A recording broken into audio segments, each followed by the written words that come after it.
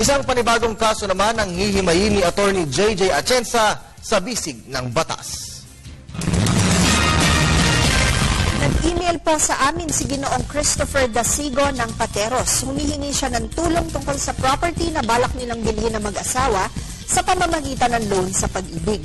Ang seller daw ng lupa ay walang pera na pantusto sa pag-aayos ng titulo ng lupa, kung kaya't napagkasunduan nila na sina Christopher bilang ang gagastos sa pag-aayos ng titulo ng lupa sa kondisyon na iaawas na lamang ang halaga mula sa presyo ng bilihan.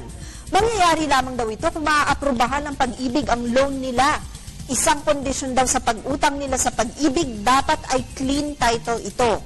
Kaya naman binayaran na nila Christopher ang taxes gaya ng estate tax, document stamp tax, capital gains tax at lahat daw ng ipinambayad nila dito ay ipinangutang lamang nila.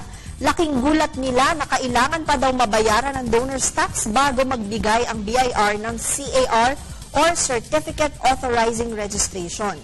Ayon kay Christopher, aabot daw sa 100,000 ang halaga nito. Hindi na daw nila alam kung saan pa kukuha ng pambayad, gayong mahigit 110,000 pesos na ang nagagastos nila sa iba pang binayaran dito. Hanggang ngayon daw kasi ay hindi pa maayos ang titulo ng lupang kanilang bibilhin dahil hindi pa daw nag-i-issue ang BIR ng Certification Authorizing Registration o CAR. Ayon daw kasi sa BIR, kailangan daw munang bayaran ng donor's tax ng lupa. Ayon kay Christopher, bayad na daw ang estate tax, document tax at capital gains tax.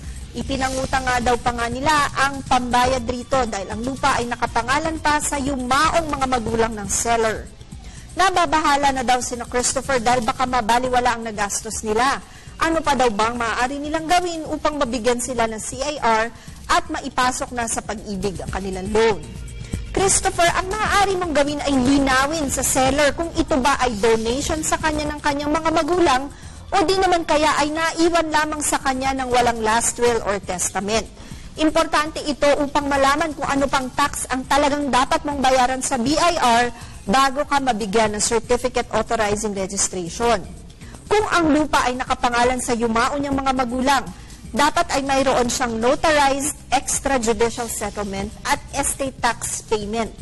Ayon sa kwento mo, nakapagbayad na kayo ng estate tax. Ang ipinagtataka ko ay kung nagbayad na kayo ng estate tax, bakit sinisingil pa kayo ng donor's tax? Mas maigi na linawin mo sa seller ito.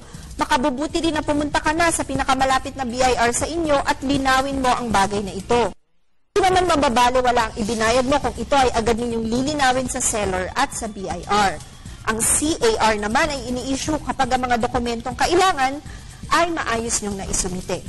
Paalala lamang po ng aming opinyon ay base lamang sa mga detalyeng inyong ibinigay sa amin. Malaya kayong makakakonsulta sa inyong abogado tungkol sa inyong legal concerns.